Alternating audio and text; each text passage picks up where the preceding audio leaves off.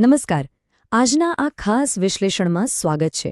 આપણે સીધી જ વાત કરીશું ગુજરાત આઈટીઆઈ ઓનલાઈન એડમિશન પ્રક્રિયા વિશે. આખી પ્રોસેસ ક્યારેક ગૂંચવણભરી લાગી શકે છે, ખરું ને? પણ ટેન્શન લેવાની બિલકુલ જરૂર નથી.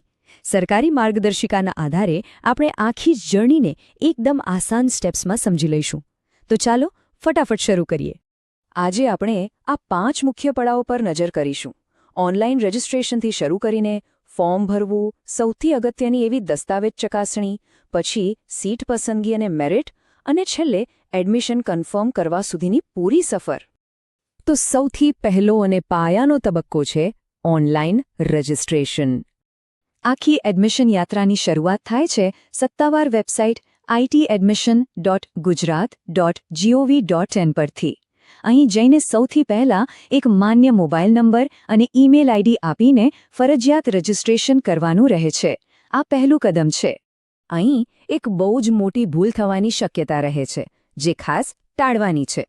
જે મોબાઈલ નંબરથી રજિસ્ટ્રેશન થાય તેને ક્યારેય બદલવો નહીં કે રિચાર્જ વગર બંધ ન રાખવો, કારણ કે આગળની પ્રક્રિયાના દરેક નાના મોટા SMS અપડેટ્સ માત્ર ને માત્ર આ જ નંબર પર આવશે. એટલે આ નંબર આખી પ્રોસેસ પૂરી ન થાય ત્યાં સુધી એક્ટિવ હોવો જ જોઈએ. રજિસ્ટ્રેશન વખતે એક નાની પણ બહુ જ મહત્વની વિગત પર ધ્યાન આપવાનું છે. જે તાજેતરનો પાસપોર્ટ સાઇઝનો ફોટો અપલોડ કરવાનો છે તેની ફાઇલ સાઇઝ 25 કેબીથી લઈને 100 કેબીની વચ્ચે જ હોવી જોઈએ. જો સાઇઝ આનાથી ઓછી કે વધારે હશે તો સિસ્ટમ ફોટો એક્સેપ્ટ નહીં કરે અને ફોર્મ આગળ નહીં વધે. રજિસ્ટ્રેશન થઈ ગયા પછી હવે આવે છે બીજો તબક્કો, ફોર્મ ભરવું અને તેને કન્ફર્મ કરવું. આ એક નાનકડી સિક્વન્સ છે જેને ધ્યાનથી ફોલો કરવાની છે. પહેલાં ધોરણ 10ની બધી શૈક્ષણિક વિગતો ધ્યાનથી ભરો. પછી પ્રિવ્યૂ ઓપ્શન પર ક્લિક કરીને બધી માહિતી ક્રોસ ચેક કરી લો. જો કોઈ સ્પેલિંગ કે માર્ક્સમાં ભૂલ હોય તો ફોર્મ કન્ફર્મ કરતા પહેલાં તેને એડિટ કરીને સુધારી લો. બધું પરફેક્ટ લાગે એટલે ઓનલાઈન ફી ભરીને ફાઇનલી ફોર્મ સબમિટ કરી દેવાનું છે. અને હા, આ ફોર્મ કન્ફર્મ કરવા માટે બહુ જ સામાન્ય માત્ર 50 રૂપિયાની ફરજિયાત ફી ચૂકવવાની હોય છે. આ પેમેન્ટ સાવ સરળ છે. UPI, debit card, credit card કે નેટ બેન્કિંગથી ઓનલાઈન જ થઈ જશે. એકવાર ફી ભરાય એટલે તરત જ એપ્લિકેશન નંબર જનરેટ થઈ જશે, જે આગળ બધે જ કામ લાગશે. ઓનલાઈન ફોર્મ ભરાઈ ગયું એટલે કામ પૂરું નથી થતું. હવે આવે છે ત્રીજો અને કદાચ સૌથી અગત્યનો તબક્કો, દસ્તાવેજ ચકાસણી અથવા ડોક્યુમેન્ટ વેરિફિકેશન. આ સ્ટેપ બિલકુલ મિસ ન થવો જોઈએ. ઓનલાઈન અરજી સબમિટ કર્યા પછી પોતાના તમામ અસલ દસ્તાવેજો લઈને નજીકની કોઈપણ સરકારી આઈટીઆઈ ખાતે રૂબરૂ જવું એકદમ ફરજિયાત છે. જો આ રૂબરૂ ચકાસણી નહીં થાય તો અરજી માન્ય નહીં ગણાય. તો રૂબરૂ જતી વખતે સાથે શું લઈ જવાનું છે? આ રહ્યું લિસ્ટ. ધોરણ 10ની ઓરિજિનલ માર્કશીટ અને સ્કૂલ લિવિંગ સર્ટિફિકેટ એટલે કે એલસી. ઓળખ માટે આધાર કાર્ડ અથવા કોઈ માન્ય ફોટો આઈડી.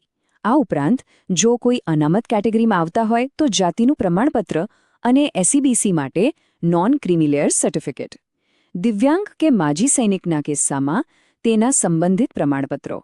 અને જો રાજ્ય બહારના ઉમેદવાર હોય તો ડોમિસાઇલ સર્ટિફિકેટ. છેલ્લી ઘડીની દોડાદોડી ટાળવા આ બધું જ એક ફાઇલમાં અગાઉથી તૈયાર રાખવું બેસ્ટ છે.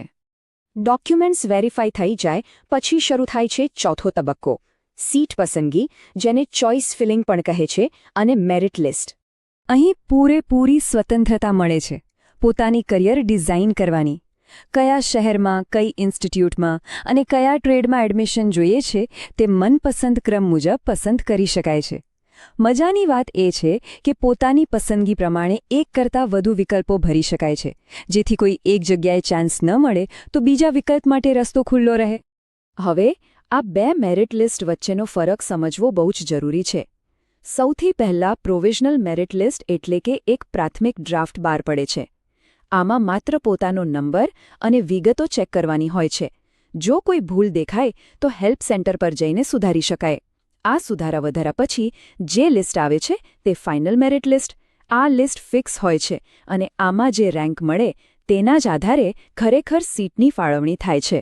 મેરિટ તો ધોરણ 10ના માર્ક્સને 700 ગુણના સ્કેલ પર લાવીને બને છે. પણ અહીં એક બહુ જ રસપ્રદ સવાલ ઊભો થાય છે. જો બે ઉમેદવારોના માર્ક્સ એકદમ સરખા જ હોય તો સિસ્ટમ કોને આગળ રાખશે? ટાઈ કેવી રીતે બ્રેક થશે?